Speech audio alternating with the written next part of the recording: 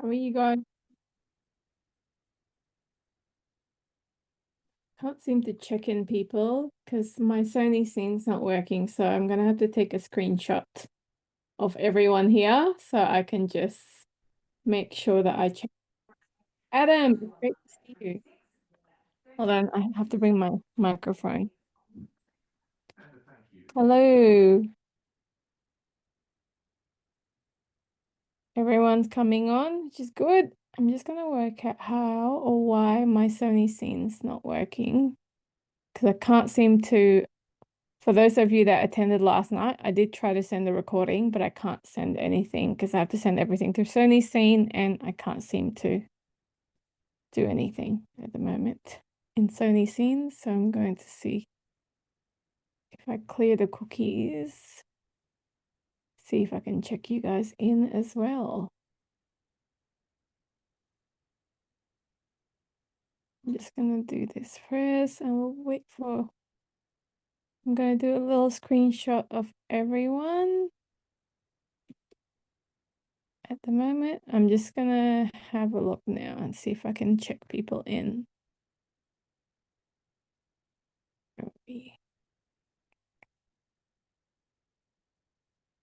Nope, can't do it. I think something's wrong with Sony's scene. So what I'll do is I'll make sure I'll check people in. I've got the recording anyway. Yeah, so thank you for joining me. You guys can hear me all okay? Amazing. I'm just gonna shut down my windows because sometimes my program doesn't work because I run out of space. So it's always the case. So I'm going to close the windows that I don't need and let me get it sorted. You can hear me awesome. Thanks for joining, Mish. I know if you can't join for the rest of the time, like for the whole time, don't worry. But yeah, sending you and Aspen lots of love. So let me share my screen. So I'm going to go to, all right, just going to import these. Who else has come in? I'm just gonna do another screenshot before you go. All right, so I've got lots of photos to choose from. We've got this cute corgi here, Astro, which is very cute. So today, actually, again, I always forget. I'm going to do a slideshow. I won't go straight into Photoshop. If you guys don't mind, I can go straight into Photoshop, but I'm happy to do my little presentation. What would you guys prefer?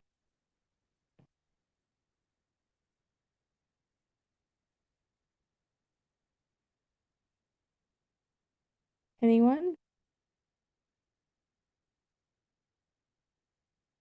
Presentation. Okay, cool. All right, let's do the presentation. Photoshop, here you go. Let's get this open. All right, well, I think a lot of you were in here last night. And I've seen, I think, most of you as well in my previous webinars. So today we'll do a bit of a short introduction because most of you already know me. Why I use Photoshop. I'll go through my workflow, the key Photoshop techniques, and then I'll go through some editing demonstration. So you already know who I am. Who here doesn't know who I am yet? I'm quite sure everyone does. Anyone? Maybe Melina. I think that's it. Ernesto, you've been in my Yeah, sorry, web. I forgot to log on last night. Oh, that's okay. Well, a little bit of introduction about me. If you don't know, I'm a full-time pet photographer from Canberra, specializing in outdoor dog photography. And I'm a Sony digital imaging advocate, which is how you guys found me on Sony Scene. And I'm a dog mom to these three cute Havanese, Pippa, James, and Rosie. And yeah, tonight we'll go through Photoshop. So why do I use Photoshop? One, it's because it's more powerful than Lightroom. If you were in the webinar last night or last week on Lightroom, Lightroom has got really, really good like settings for adjustments for the tones, exposures, the tone curve, color contrast, and things like that. The removal tool is getting better, as you saw that I did it last night. It actually didn't do too bad of a job, but it's not consistent, and sometimes the leash removal doesn't work. And so I would have to take my photo into Photoshop to do the full leash removal. And then Photoshop has also got some more powerful tools for image manipulation, creation and enhancements. So for example, with Lightroom, if I want to merge two photos, because I've got two dogs, for example, that I'm photographing because I shoot wide open, they're not in the same focal plane. If one is slightly more forward than the other, one of them is going to be blurry because I'm only focusing on one. So I usually take two shots with focusing on each dog, and then I will merge it in Photoshop using layer mask. You can't do that in Lightroom, and that's the reason why I would use Photoshop. And so you can also use Photoshop to remove objects, combine photos, as I mentioned, do really advanced composite editing and manipulation to reflect your style. Who here uses Photoshop? So raise your hands or comment in the chat. You do, Kevin. Who else uses Photoshop? 25%. Okay, Adam, that's good to know. Who else? A little bit. Anybody else trying, still learning? Yep, you're using Photoshop, Diana. That's great. Not very comfortable. Okay, you're still learning, Elena? Is it Lena or Lena? Liana. Liana, sorry. That's awesome. This is why this is a good start. And you use it sometimes. All right, great. So we've got a mix of, I guess, skills and comfort level using Photoshop. That's good to know. So in terms of my workflow, as I covered last night, if you were in last night, I started in Lightroom where I import my photos and I do the culling. I usually try to cull to a gallery of maybe between 30 to 80 photos, depending on the dog. If it's a challenging session, sometimes I might only get 30. If it's, two dogs, three dogs, multiple dogs, sometimes I get 80 or even more, depending on the variety I take, especially if there's like 5 or 6 dogs. I would have, individual portraits of each dog, groups of all 6 dogs, groups of 3, photos with the owners as well, action shots for each one. So you get quite a lot of variety, and that adds up. And I don't want to limit the photos to 50, but I don't want to also include too much. And then once I've culled the photos, I do basic edit adjustments in Lightroom using Imagine AI. And that's basically the color correction and exposure tweaks, and it sets the foundation of the photo. I do some more tweaks as well when I have more time. So use the masking in Lightroom, and maybe sometimes the remove tool. But generally, I don't do too much editing to show clients the gallery because my clients doesn't necessarily order all of the photos. I do have occasionally clients who who orders all the photos in the gallery that I show, but generally most clients tend to order between 5 to 20 photos only. So it's not worth me going through editing all 80 photos when the client hasn't ordered it. And I explained that, and I set that expectation to my clients to say, this is basic adjustments have been done. And then I do maybe 2 or 3 full edits to show them what it could look like once it's been fully edited. But anything that they order will be fully edited. So, they don't need to worry about that. But for the most of it, I would leave leashes on, legs in it, half of the people running in it. And I would just tell my clients that these will all be removed and fully edited on any ordered photos. So once I, do that, then I get the photos that my client order and I would take it into Photoshop for advanced editing. So removing leashes, part of the people, distractions, and then enhance elements of the image as well. And then I apply some final adjustments to reflect my unique style. And you can consider subtle enhancements for a more polished look, or you can go even, more extreme. And really, you can spend as long or as little as you like in Photoshop. I know, another pet photographer colleague of mine, her photo, she takes probably between 1 to 1.5 hours each photo. For me, I just don't have that time. So I've basically over the last several years, I've learned what I like in terms of my style and I've kept it consistent. And then I've created actions to make my workflow so much more efficient. So instead of taking an hour per photo, it would take now between 10 to 20 minutes, or it could be quicker depending on how complex the leash removals and people removals are. So the key Photoshop techniques for pet photography that I mainly use are leash removal.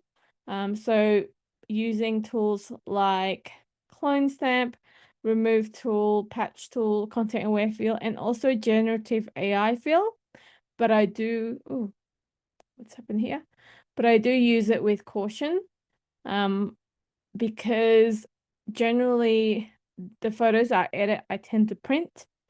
And if I'm printing them onto large wall art with generative AI, if I'm actually using it for a large portion of the image, it could, the quality is a bit degraded. So you can tell the difference of the quality.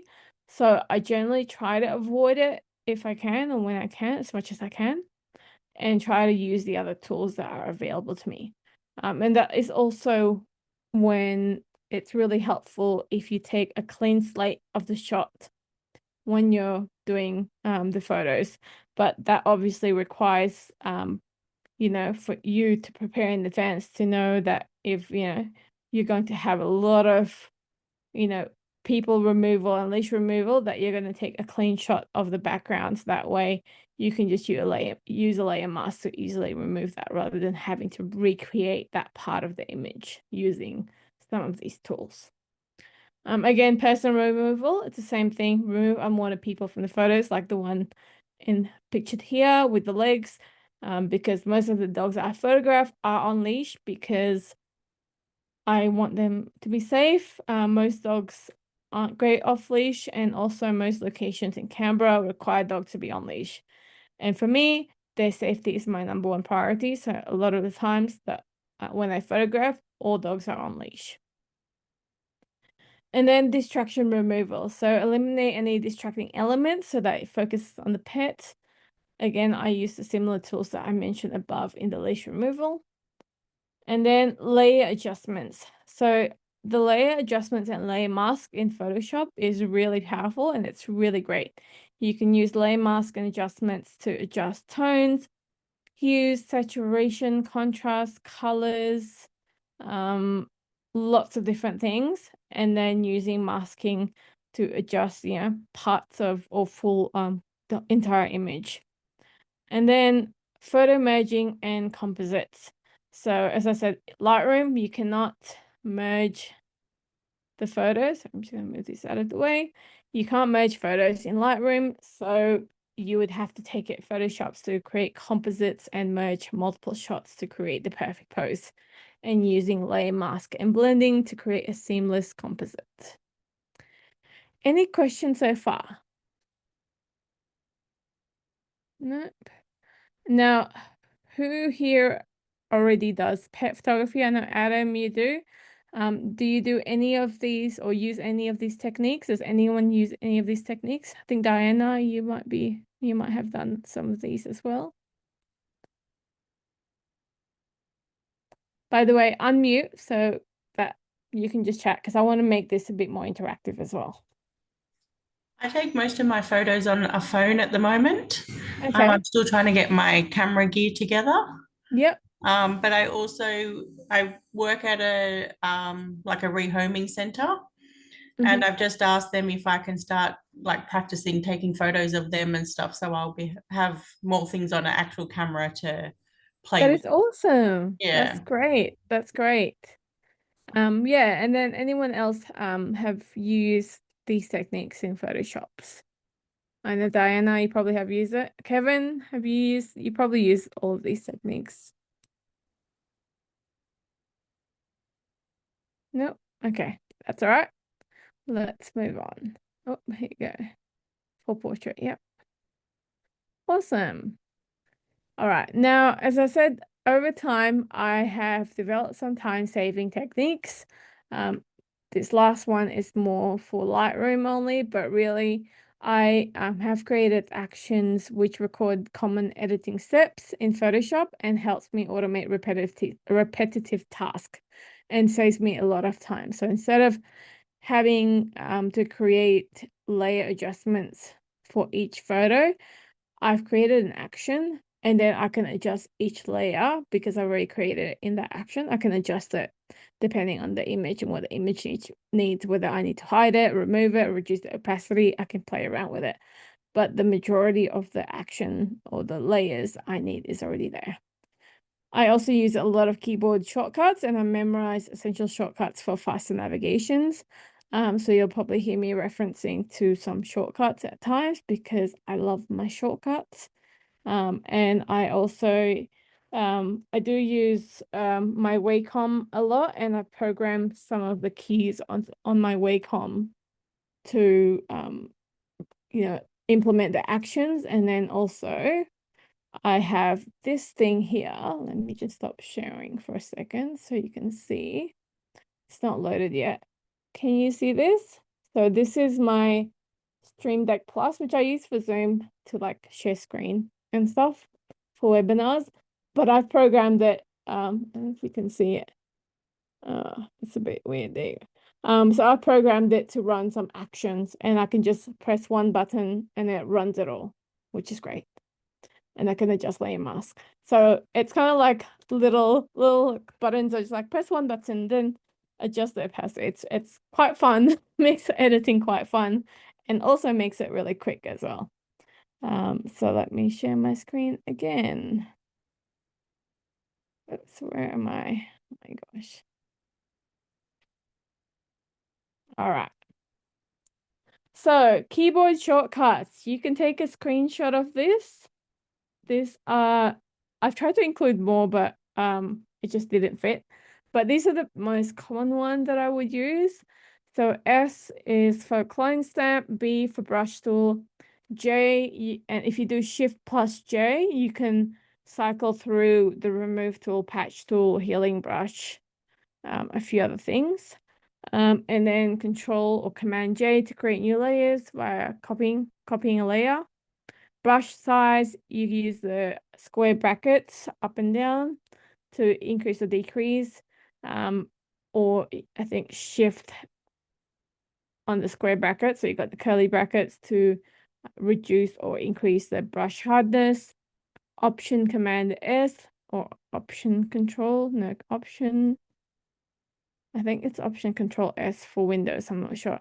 But it's something like that to select subject and then backslash to toggle layer mask on or off. There's a few other ones that I use as well, but this is probably the most common one. And yeah, like I use shortcuts a lot because it just makes it easier for me. So I'm not constantly picking up the mouse. So let's get to the editing demonstration now.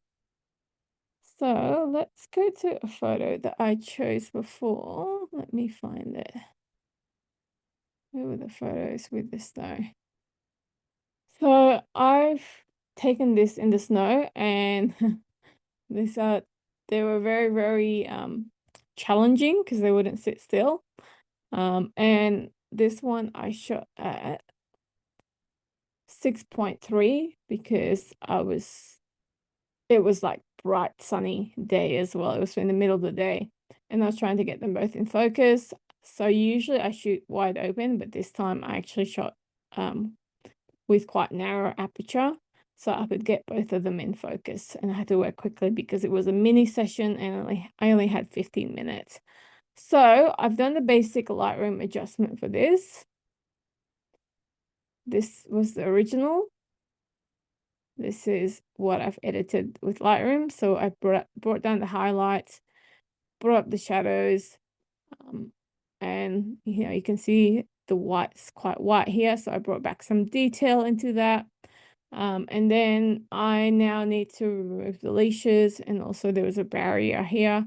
I could have shot this, I guess, even way further down, but because I had to work quickly and these guys kept on moving, I had to work, and also I fell down a few times in the snow, so that didn't help. So I will edit this now in Photoshop.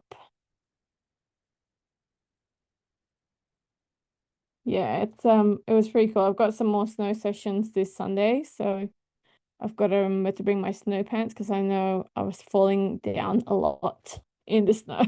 So it's very hard to walk in the snow, I've just realized. So I'm going to use my Wacom tablet. I'm just gonna find my Wacom. Where's my Wacom pen? I must have lost it somewhere. Sorry, I've got one here. Oops. All right. So, all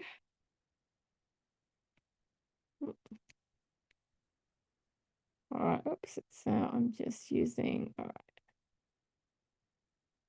So I'm going to now with this leash. I'm going to start. Actually, I'm going to start with this one here because that's the easiest.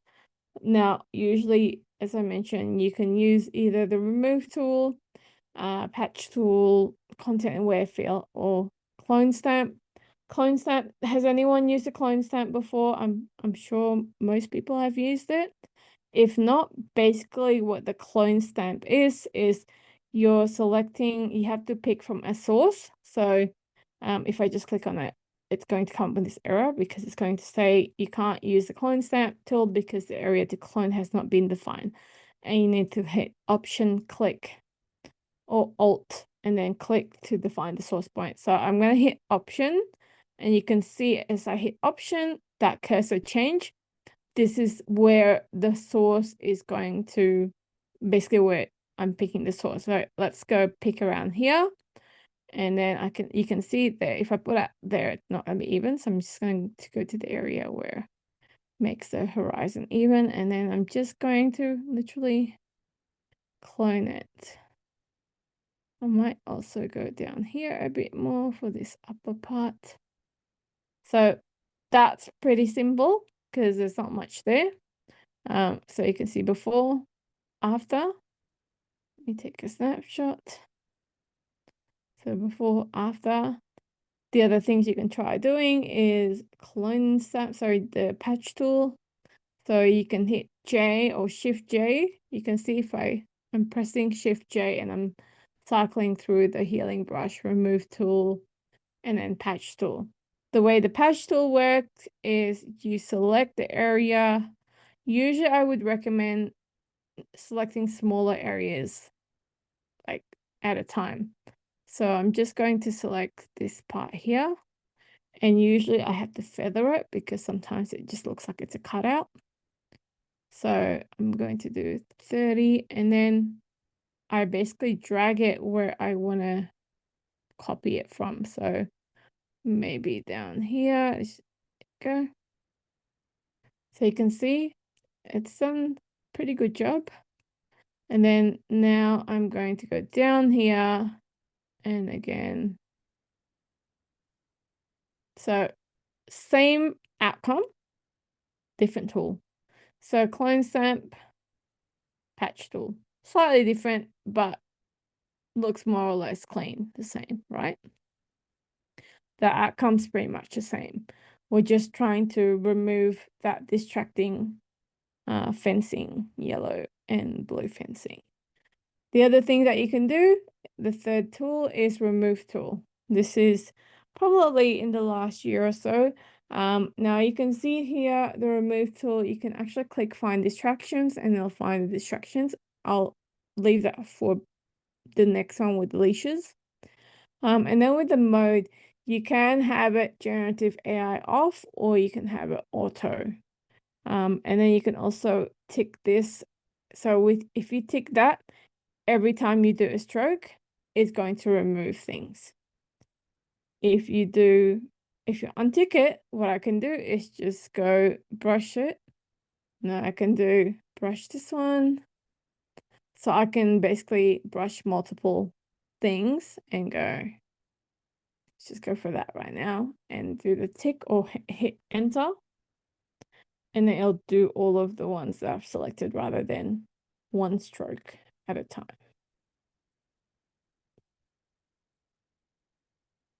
So it didn't do too bad of a job, but it did a bit something dodgy here. So you can see it removed a little bit, but not really. So I'll go back to the first one, which is the clone snap. Oh, one more thing though, you can also, as I mentioned, generative fill. Again, the way you do it is you just select it using the lasso tool. You can hit generative fill, and sometimes you can type in remove. I just leave it empty, but it might come up with different results. What it's going to do is give you 3 different results.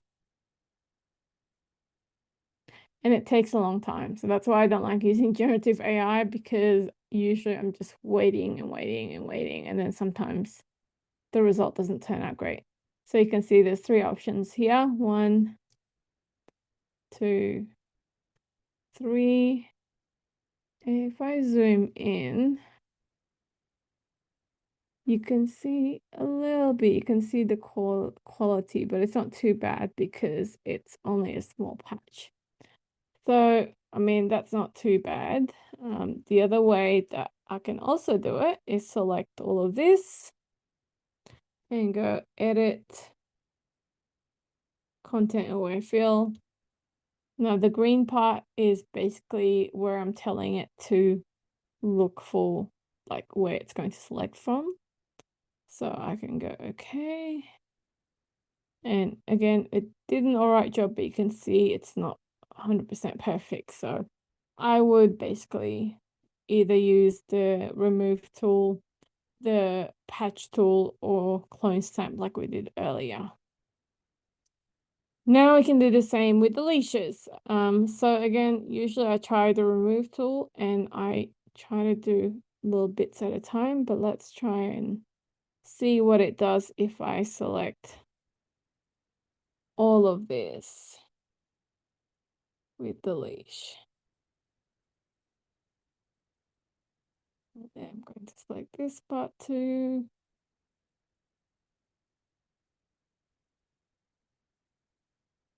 Photoshop has definitely improved.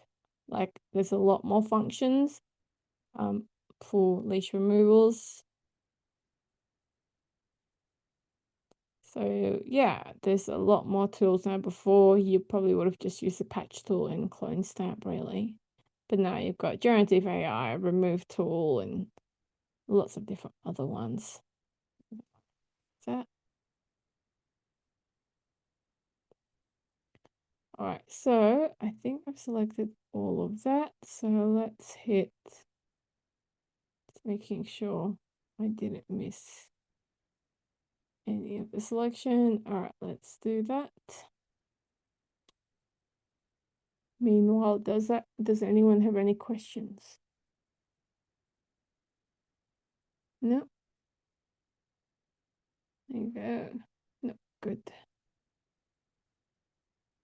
All right, so you can see that actually didn't do too bad of a job, except it gave a, let's have a look. Why is it not letting me undo?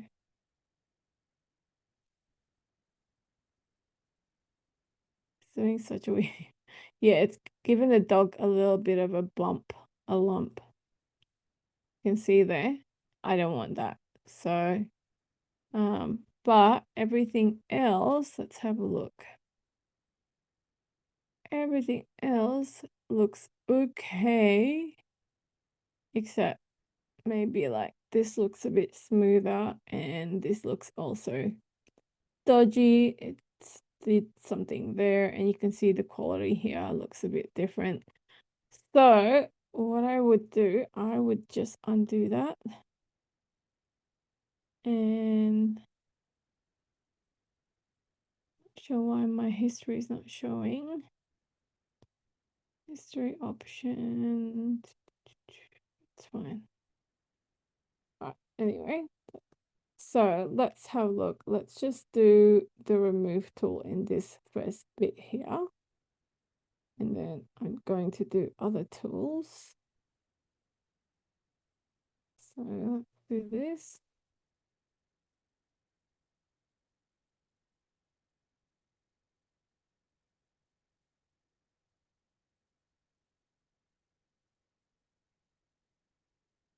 So you did, yeah, I don't know why my Photoshop's not doing a history. All right, so it removed a little bit, but not really. So I'm going to just go get the patch tool and I'm going to do this. Not perfect. I'm going to go back and actually do the stamp tool, clone stamp. So I'm going to clone this.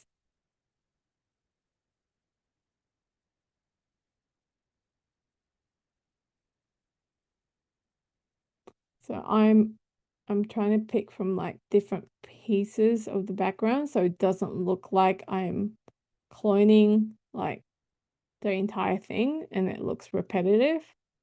So you can see I'm clicking in like various different places to pick up the source.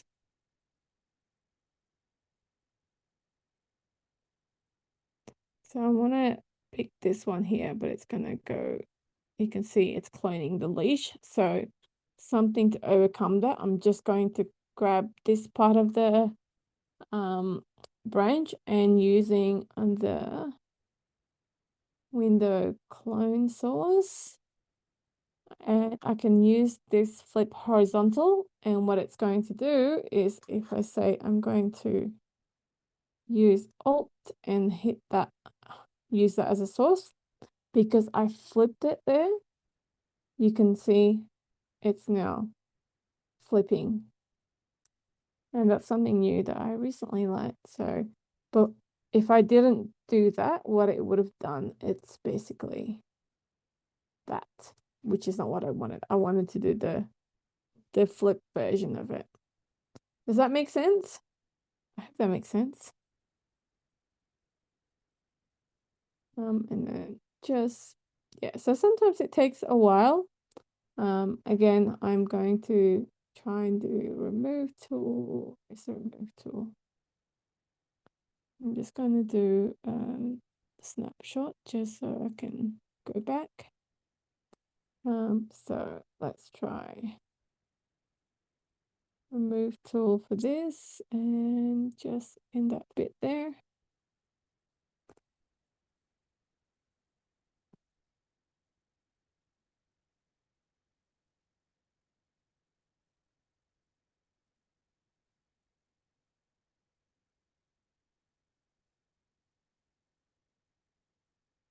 Didn't do too bad of a job. It did a bit of a weird thing here and it added some random things there, but that's okay. Let's use the clone stamp and just fix that. So usually if I can use a combination of these tools to kind of do a cleanup. Now I'm going to go back to here where before I did the remove tool. So you can see here, that's the history brush. I'm going to go back to the history brush and change that flow because I don't like the way this looks. I'm just going to bring it back. And what I'm going to do is again use the clone, do the flip version of this ear here.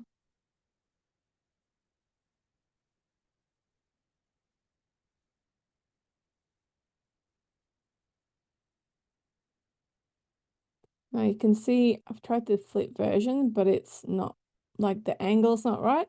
So I can adjust the angle. Is that the right way? Nope, that's not the right way. Let me undo that. So I'm gonna see if I do, which angle do I want to do? I want to do it this way.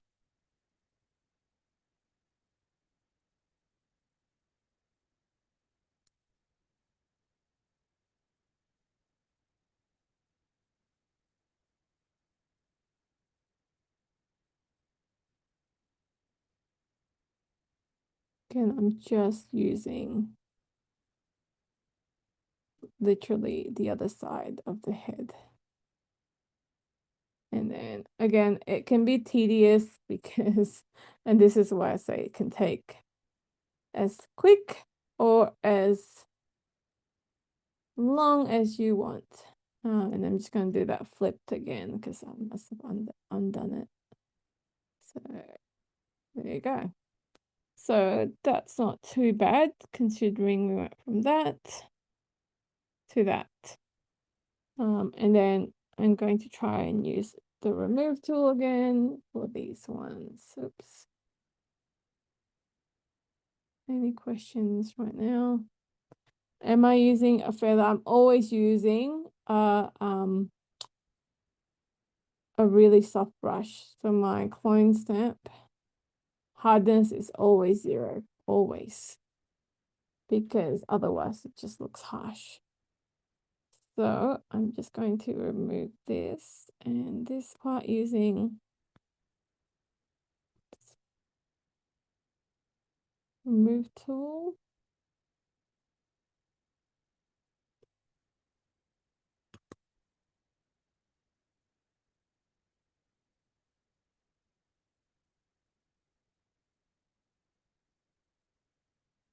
So sometimes the remove tool is definitely quicker, but again, it's not always consistent. So I don't really know why. That's why it's not looking. And then yeah, I would just basically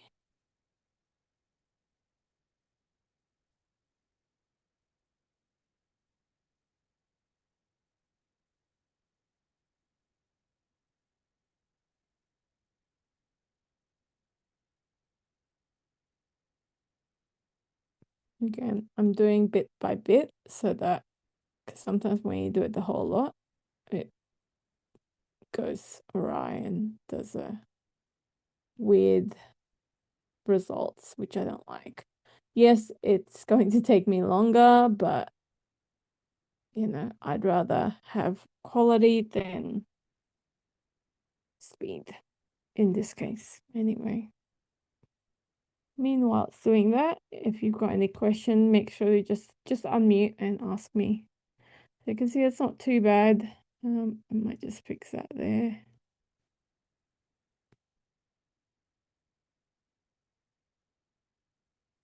Yeah.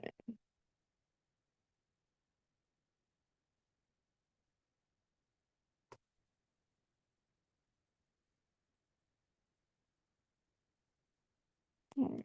So I'm going to zoom in here and I'm just going to use the clone stamp. I'm gonna be really careful with this area because I'm using a soft brush. It might sometimes go over it, but let's just keep going for now. I am going to try and work quicker because I know we only have an hour, so it's not going to be 100% perfect, but it's not bad. So again, I'll be using part of the legs here. Oops, I'm just going to go a bit closer.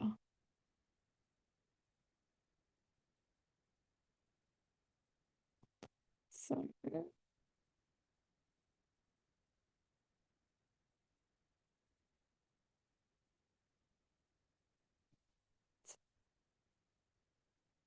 just going to go back here and just make sure I bring back anything that I might have used the clone sample on, and I'm just going to try and use the remove tool again to see whether it works better. If I do a small selection, I'm going to remove this D-ring. So you can see that definitely worked better than before when I tried to do the whole thing. So that's pretty good. I'm just gonna fix this part here. So that's pretty good. I'm pretty happy with that. Now I'm going to have a look at the dog's eyes. If there's any like extra eye goobies, I'm going to use the remove tool just to fix these part of the eyes. Any little spots. And down here. Not much anyway. He's got quite dark stain, but anything out of the ordinary and that's a bit bright, that's going to grab my eyes. And I've just used the remove tool and I'm just gonna go tick. There you go, that's pretty good. All right, so let's take a snapshot. Right, so where did we go? We went from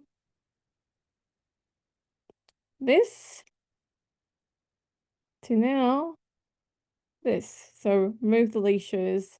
Probably can do a bit more cleanup here because it didn't do a good job with the remove tool. So, because once I zoom out, I can see sometimes areas where it needs improving. But that looks pretty good and I'm pretty happy with that. Now, if there's like any big chunks of dirt on the snow, I would also remove it. I mean, you can probably remove these part here, like these little dirts here, that color there. But really, there's not much there. That's fine. I'm pretty happy with what it is. A little bit of a weird color there, so I'm just going to fill that in. And then now this could be done, or you could go even further and actually edit it some more. Now, in terms of editing to your own style, there's a lot of things that you can do. As I mentioned, layer adjustments.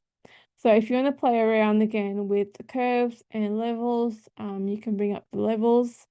You can see the histogram. It's pretty even, although there's still a bit of gap in there to bring up the whites. Now, the way that you can see if the whites are clipped, if you hold Alt or Option as you drag the white part, which is the top part of the histogram, you can see as I drag it closer here to the tail end, you can see where those dots are, the reds and the blues. Those area mean that it's going to be clipped. But the great thing is you can bring it up if you really want to bring it up to here.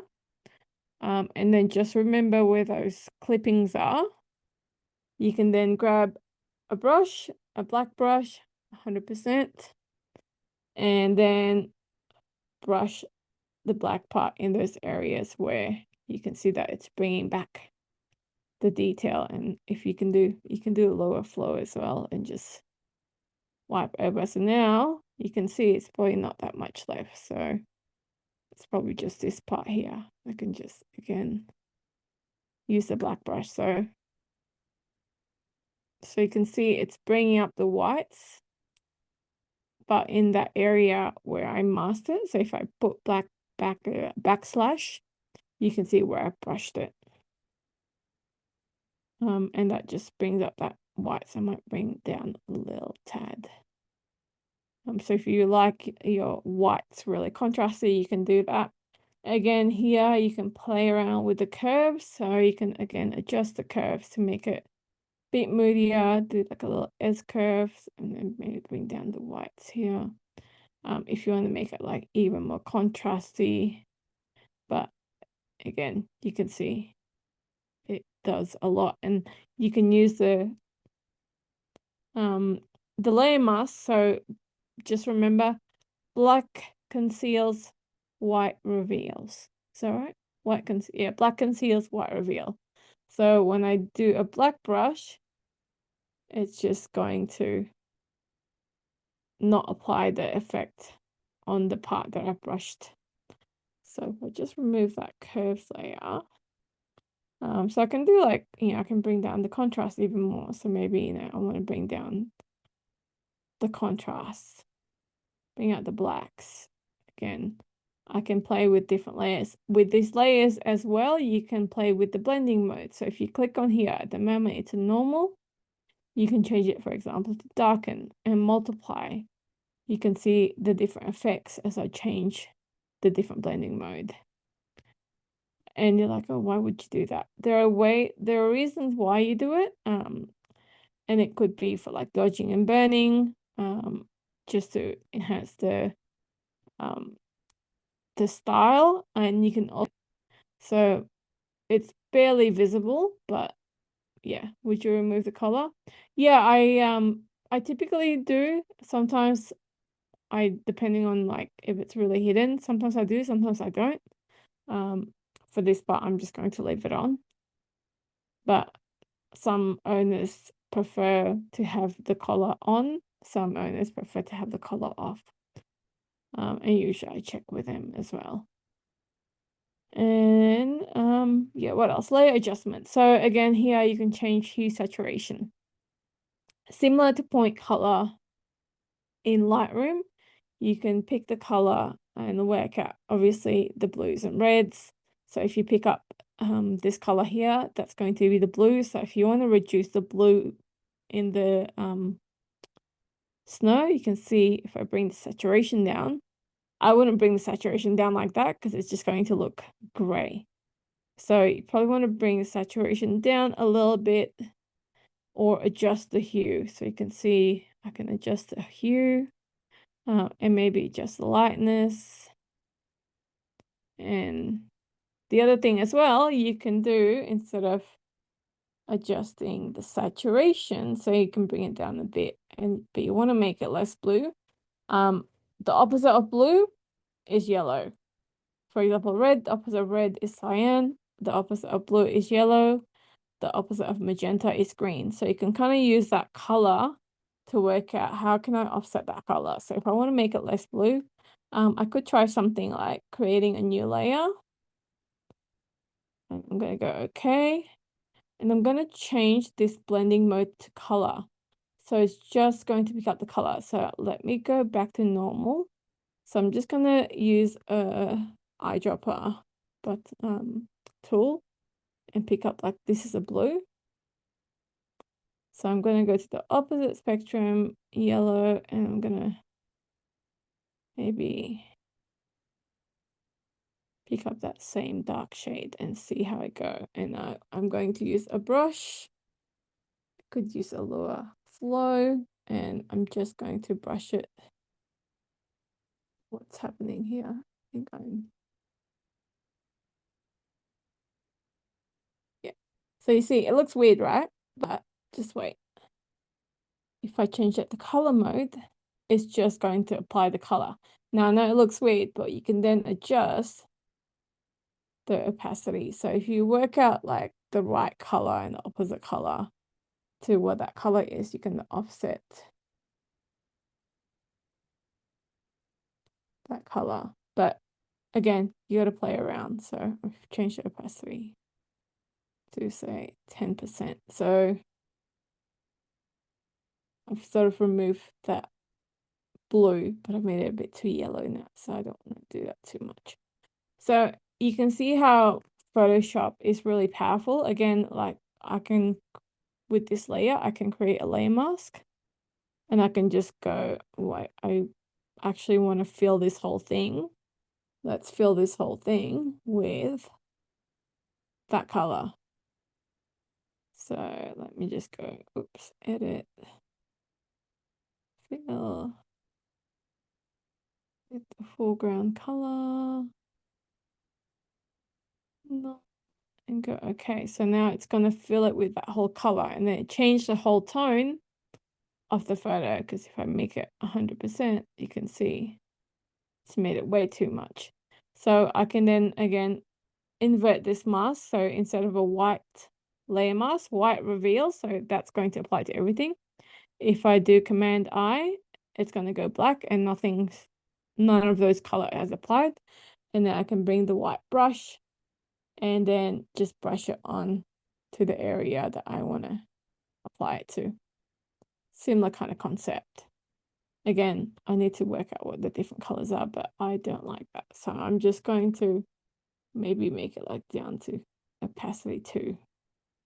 So you can see it's changed the color slightly, but not too much. The other things as well, you can make black and white layer. You can change then the intensity of the reds, the yellow, so if you want more contrasty. And then you can reduce the opacity so it's more sepia. So Photoshop is very powerful in terms of different manipulation. The other thing that I like to do, I might choose a different photo. So let's find a different photo. All right, let's choose another photo. Yeah, I like with, so I can add a bit of gradient. Maybe this dog was so nervous. Now I'll go to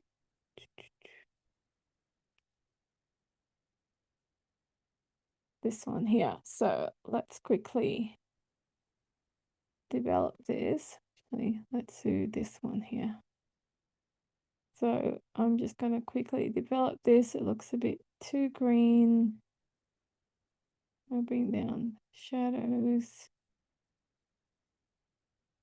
contrast.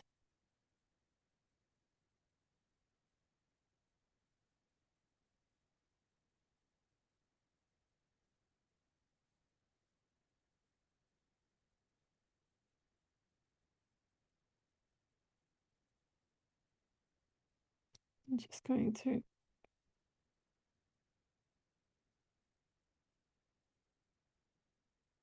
add a little warmth because the sun's sort of hitting that a bit more. So I'm going to add a bit of warmth to this side of the photo only. So again, that's just very quick editing in Lightroom, and then I'm going to edit. This is going to be a simple leash removal and plus a little bit of things here. So I'm just going to use the remove tool quickly. That should remove that. Am I a graphic artist? No, I didn't do a course in Photoshop. No, I haven't done a course in Photoshop. I've just learned it on my own. I learned stuff, found stuff on YouTube. I played around. I did attempt to study graphic design, but then I dropped it because I got bored and I just couldn't be bothered learning the theory. So, yeah, I've just learned a lot of these. I've learned by watching others and then playing around some accidental stuff as well. So I'm just gonna really quickly edit this. So you can see the other photo took so long to edit. You can see how long I took to edit this. I just removed the leash and the person's leg and part of in the last maybe 30 seconds, 1 minute. Some photos take longer. Again, I'm going to look at some more distraction, like this spot here is really drawing my attention, so I'm going to remove that. And I could probably tone down the yellow from the flowers. So again, what I would do here, I would play again with the curves. I mean, I could have done that more in Lightroom, but I don't know, just like the curves in Photoshop more.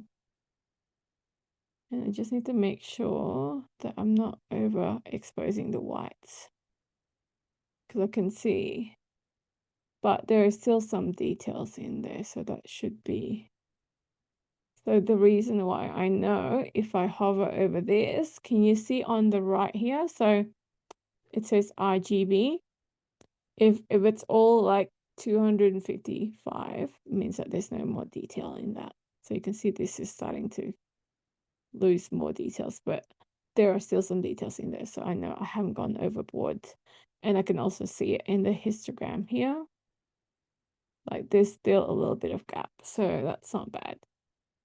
So I can do so a couple of things that I've done. I do have an action. Some of these actions I've purchased and some of these actions I've made myself.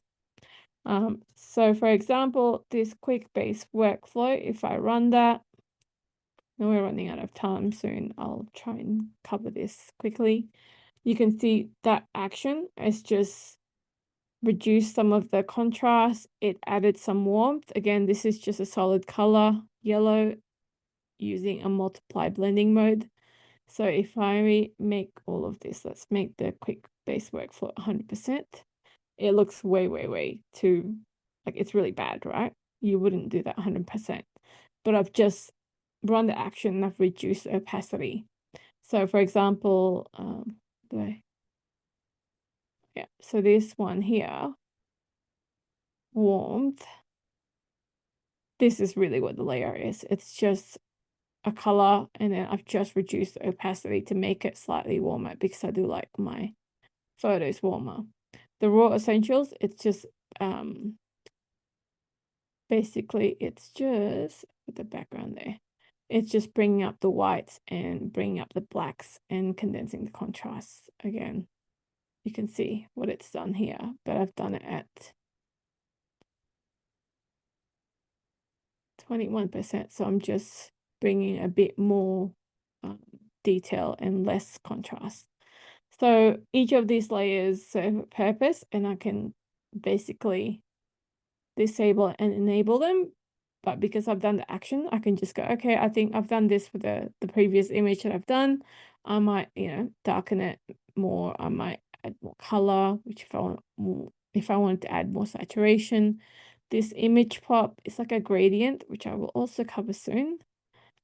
So basically this gradient is just a radial gradient. So the center is white and the outer is black, but when you change it to soft light, it creates a different effect. So it's kind of like blending it into the photo. And if you reduce the opacity, it just creates a bit of a vignette around the outside, but a pop in the middle. So let me delete that quick base workflow, and then just run that again. So you can see. So sometimes I might see if it works well or not, or maybe reduce the opacity slightly. So the change is very subtle. So this is without, this is with. So it's very subtle. And then sometimes I like to use this glowy pop, which I purchased from, I think, Sweet Soul Studios Action. Yes, I do remove collars around neck sometimes. The tools I would use to remove would be the same. Remove tool, clone stamp, generative AI. Again, you got to try and see what results the best, because sometimes generative AI doesn't work well. Sometimes, remove tool doesn't work well. So you just got to play around. Now I'm going to see whether this is going to freeze or not. Okay, there you go. Seems to be moving. So this is basically just making the subject pop. It's going to sharpen the subject and bring out more detail when it runs eventually. So you can see before, after, but it's quite intense. And I know the highlights starting to be like the whites are going to be really clipped. So I'm going to reduce that intensity and maybe apply it at 20%. Rather than, so still make it pop a bit more. I also love, there's this other action that I use, which is like a painterly finish. And so if I run that, it kind of makes the fur painterly, like it's a painting, which is kind of cool. So let me run it and show you what that looks like. So sometimes I mix and match some of these actions. but the general action that I use are those top three, which is a quick base workflow, glowy pop, and then I created an action called just a pet portrait in a J photography. Those are the stuff that I run, and my editing is pretty consistent following those three steps with some adjustments within the layers. Again, it's taken me years to get to this stage. Before I would edit things differently. I would, my photos weren't consistent. I remember looking back at my photos, it's very embarrassing. Like some photos would be cooler and then some photos would be warmer. With my photos now, you can see consistently that, I edit pretty much similar styles with all photos, very warm and vibrant. So again, I probably would work a bit more on this photo because it is still quite cool and green. So with this Painterly, I don't know if you can see it. This is with the Painterly action. This is without. So it just brings a lot more detail in the fur. So it's another cool action that I like to use. Sometimes, like if you do it at 100%, it's going to be a bit way over the top, and sometimes I might actually take out the eyes and sharpen the eyes myself. So, the other thing that I like to use in Photoshop is sharpening, but instead of using filter, sharpen, unsharp mask, you can use sharpen. You can see it can sharpen the eyes there and using the amount and radius. Instead of using that, what I like to do is duplicate the layer. So I'm creating a duplicate layer and then I go filter, other, high pass. Radius, I tend to stick between 6 to 8. It's going to look a bit weird, so maybe I might bring it down to like 6.6 and go okay. And then I'll change the blending mode to soft light. Sometimes you can use linear light, but linear light's really strong. Or you can do overlay as well.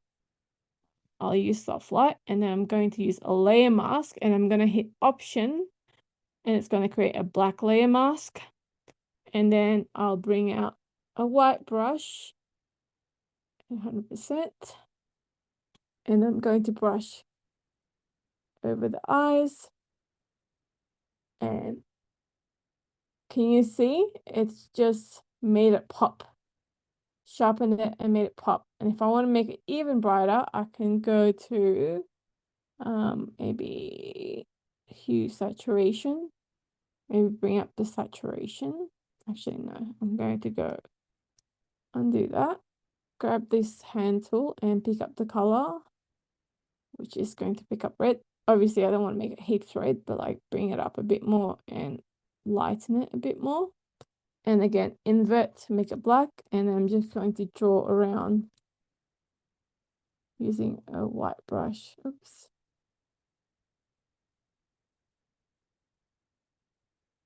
Like it's very subtle, but hopefully you can see it before, after. So yeah, there's a lot of playing, and it's not just you not knowing. So these are really good action to just enhance the eyes a bit more. And then the other thing I like to do, so let's bring my step 3 pet portrait action.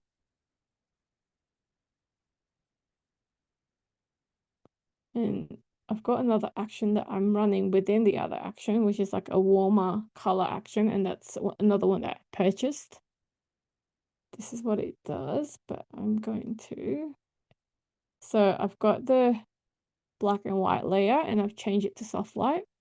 And what it does, it's just going to add more contrast, but this photo is already contrasty. So I'm going to remove that layer because I don't want it. This warmer scene color is just going to make it even warmer, and I can increase the intensity or decrease the opacity. So I might make it warmer at this kind of 50% because I like my photos quite warm, so you can see the difference. Just added more warmth in there. And then I like to add this gradient fill. So I will show you this one here. I'll make it normal at 100% so you can see what that gradient looks like. Again, it's just a color gradient with black on the outside. And if I double click on here, I can change the color. So if I want to make it like more yellow or a bit more orange, I can change that. And then I can also change the scale, how big it is, how big that gradient is. And then I can also move it around. So I'm gonna kind of put it in the center. I'll change the scale. It looks weird right now, but don't worry. Let me then show you if I change it back to soft light or overlay, and then I can tone it down a bit more, say 37%. So you can see it create a vignette and it adds a bit of color to the back here. Can you see that before, after? And then I'm going to add another gradient fill. This time I'm going to leave it at blending mode. Again, I'm going to make it 100% so you can see the colors as I move it. It's like a movable color. So I know there's some light.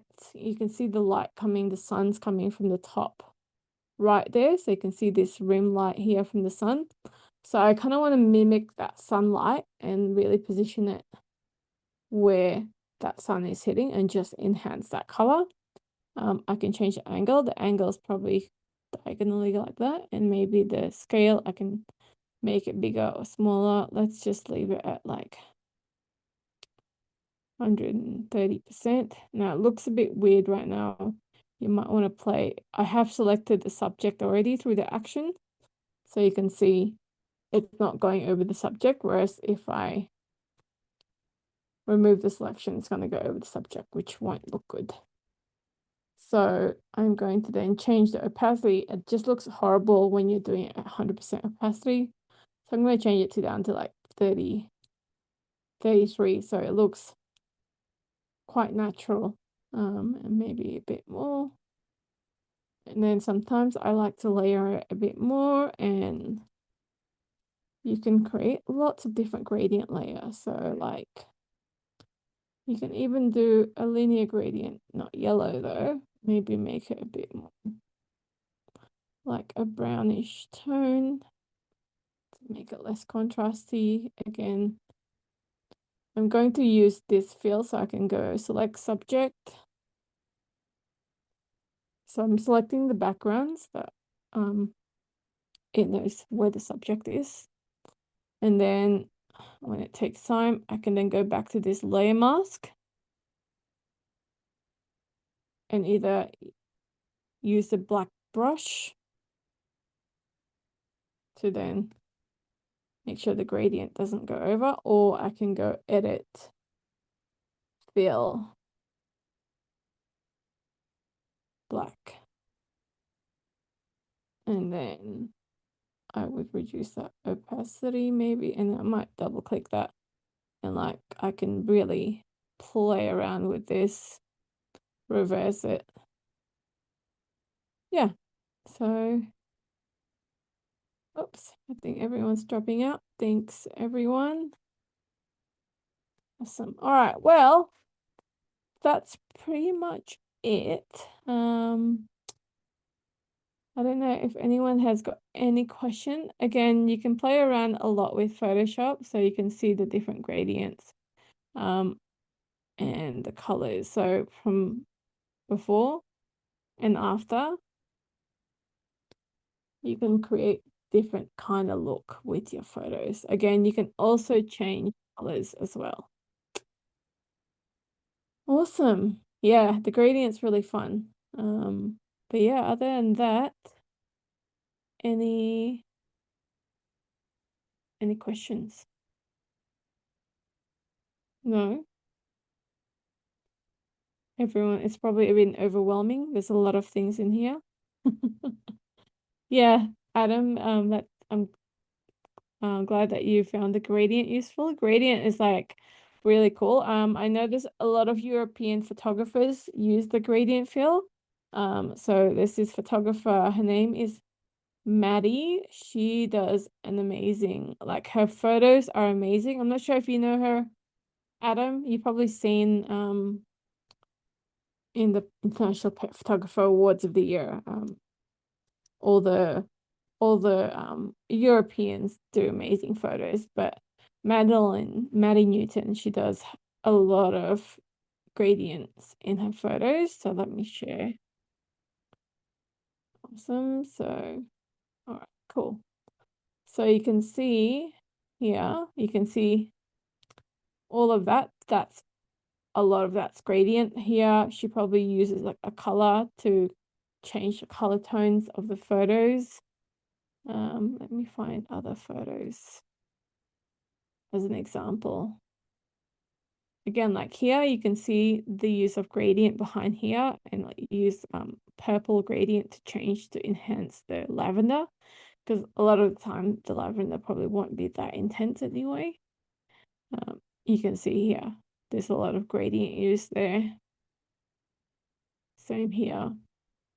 So once you kind of like use it, you can see it in action. So you can see it here as well. Yeah, you can see a lot of her work uses a lot of gradients, and she changes the colors again in Photoshop using, monochromatic look. So you can see the tones here. But yeah, it's lots of fun. There's lots of things you can do in Photoshop. You can play around. I'd do some more advanced Photoshop techniques maybe later on. So where I do masking and composite. So I might create another workshop. So yeah, the layers and gradients might seem confusing, Amy. It will take time, and just play around with it and reach out to me anytime if you need any help or have any questions. Because yeah, there's a lot of things that you can do in Photoshop. But yeah, other than that, that's it.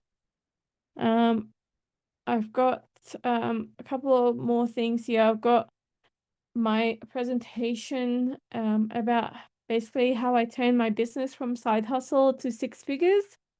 It's only $5, the webinar. That's on the 30th of September. And then if you're not already in there, I do have a school community. It's mainly focused around business, but I am building some resources in there for pet photographers wanting to grow their business. So feel free to scan the QR code here and join. And also my website is there if you ever need to contact me. But yeah, feel free to take a screenshot of this. I will send the recording once the whole Sony scene thing has been resolved, because I don't have your email. Well, I might have your email, but with Sony Scene, I don't get the emails. And I have to send the email through Sony Scene platform. So once I get that sorted, I will send the recording. Other than that, any questions? And then here are my details. And thank you so much for coming tonight and listening to me again. And I hope it was really useful to you. And yeah, if it would be great if you could leave a 5-star rating in Sony Scene. That'd be great. Thank you. Thanks, everyone. Yeah, other than that, that's really it for tonight. Any questions? No? Awesome. Well, that's it. I'll send through the recording when this Sony Scene platform gets sorted. And then yeah, you'll have access to the replay for a while. But I might try to see if I can send it straight to Fathom. It might send it straight to your email. Who knows? Let me know if it does. And yes, see you in the school chat. Thank you. Bye.